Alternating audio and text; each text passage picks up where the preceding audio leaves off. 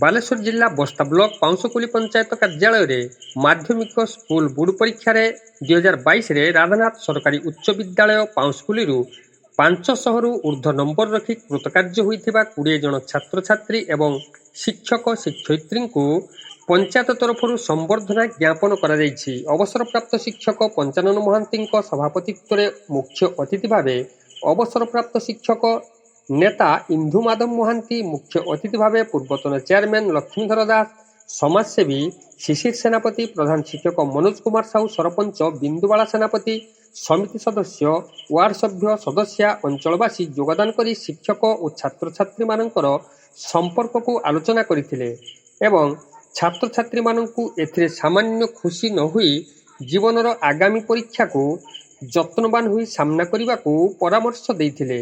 ଗୌରୀଶଙ୍କର ମହାନ୍ତିଙ୍କ report, ଜେସିଏଲ୍ TV.